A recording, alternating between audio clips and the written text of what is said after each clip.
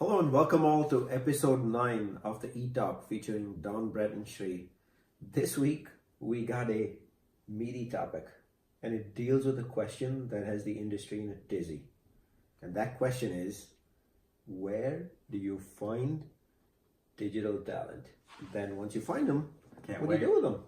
Do you just toss them in, let them do their thing? Do you nurture them? Do you help them? Do you train them? What do you do? And to help us demystify that space of digital talent, we have a special guest and welcome Suzanne Crettol. Suzanne is ex-Planet RetailNet, and she decided to become an entrepreneur just recently and has been in the field of executive search and recruiting last few years. Congratulations, Suzanne, for actually making it on an entrepreneur by yourself. But she has of late been an awesome e-commerce talent scout and spotter. So we have her on the show. And Suzanne, why don't you take a minute to tell us who you are and what you do? Thanks, Shri. It's such a pleasure to be on E-Talk with you and Don. So let me tell you a little bit about myself. So I am a headhunter. I started my own agency, as you described earlier, Seasoned Executive Search, where I focus on consumer goods with an emphasis on e-commerce sales and marketing. Welcome again, Suzanne. We're excited to have you. You're always a friend of our show, and we're going to go ahead and jump right in. So Suzanne, can you tell us, how did you make the move from where you were in CPG all the way to executive recruiting? Very interested to hear your perspective. That's a great question, Don. I've been in field sales and consumer goods for a really long time here in San Diego. And unfortunately, the market here for other opportunities was definitely not good back then. So I had to have the tough conversation with myself to figure out what was going to be next. I was lucky enough to get exposed to e-commerce while working for a consultant.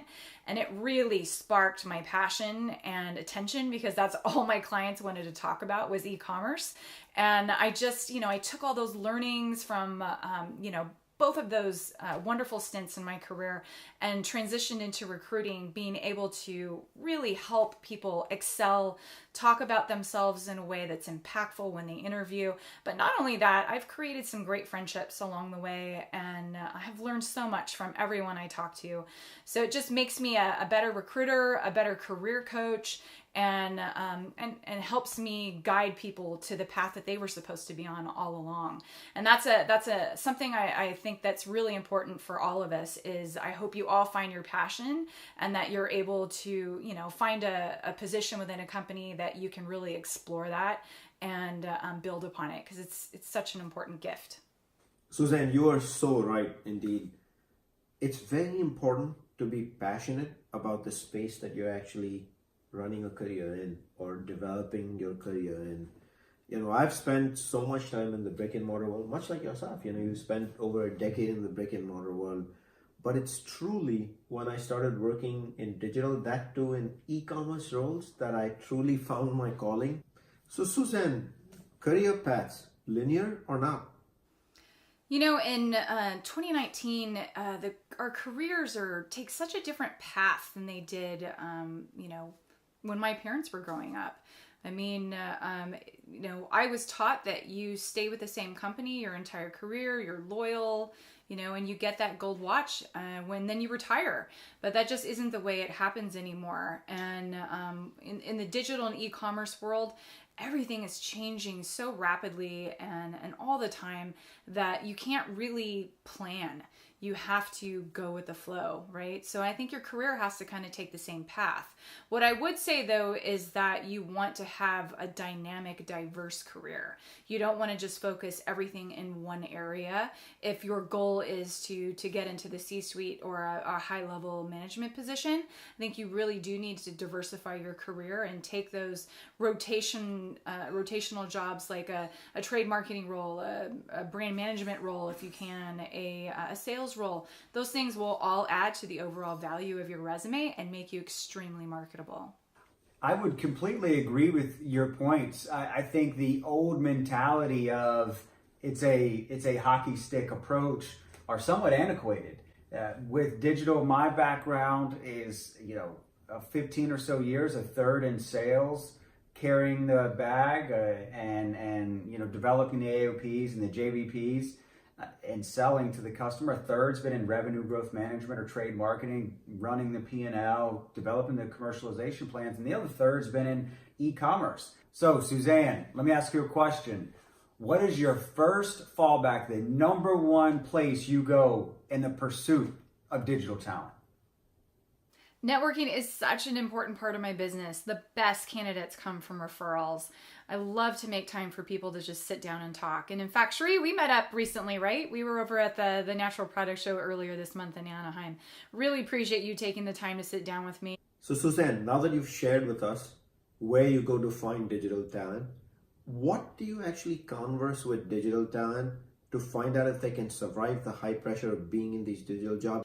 You know, you bring up a really good point. Digital is high pressure for sure. So how do you find the right people that fit into that? Well, honestly, aside from networking, which as I said before, I do a lot of, but I really want to make sure that a person is agile. They're comfortable with change. That they love a test and learn environment, because we know that's really important in e-commerce as well. But also they're intellectually curious and analytical. Those are all things that I look for. But aside from that, I'm also looking for soft skills, because what some people forget about that can really make or break a hire is how they fit into your team and your organization. Cultural fit is such an important thing. Great summary, Suzanne. When it comes to the DNA of digital talent, I think one word comes to mind, and that's bold. I think you have to be bold because the path is not clear in front of you. So it requires in the digital space you to chop obstacles out of the way. But I would say more than anything, I would really lean on someone who is comfortable setting the pace for the organization, not someone who is waiting to be told the 5-step process that needs to be followed, because in digital, that does not exist today and probably will not exist for another several years. So hearing you talk about nurturing digital talent, Suzanne, I'm thinking fondly of my memory last 5-6 years in this space, hiring talent. Actually, I was part of every interview for every job, analyst level job, senior director, finding a successor for me at the Johnson & Johnson where I work today, as well as every single role, director roles, etc. And then getting them through onboarding, personally helping with onboarding. I was new in roles at J&J, so I would take people through what I learned being a first-time employee in the organization, how to navigate, who to go speak to, how to get started. One of the things I would always insist on is, because this role in digital and e-commerce the role is almost a must-have for an intellectual curiosity to shape the future, a very high focus on being external and not just being internal. So go to seminars in the industry, be a keynote speaker, publicly blog about digital. So for me, success in nurturing a talent is when I see they're like bloggers, they talk about, or the right word that comes to mind is they're evangelists for digital, not just for a brand, but for everything digital. What about you? Yeah, that's a great point. Great examples. Similar to you, in recent years in my career, we scaled from a 10, 15 person team to over a 300 person division. And personally, I staffed up to a 40 or so person team and was heavily involved in the hiring as well as the development of the talent. And I would say giving members of the team autonomy to make mistakes with the inflection point of fail fast and iterate quickly was one of my largest takeaways as related to digital. Because if you're not failing in digital, you're probably not doing anything.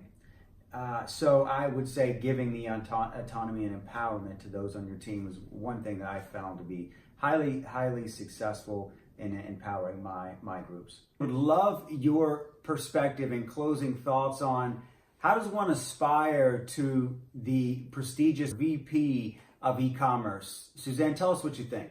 You know, I gotta say, I don't really know if it's gonna be there 5 years from now. I hate to be the bearer of bad news, but it could very much be absorbed by a traditional VP of sales role with added e-commerce responsibility.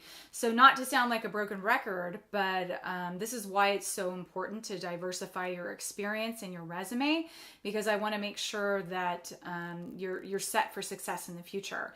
And I'm always here to help. You know, you can always book a career session with me, and we can talk about the best way for you to do that. But honestly, having those rotational roles that add to your resume, like, you know, trade spend and sales and category management and brand marketing, they're your key to setting yourself apart from the competition.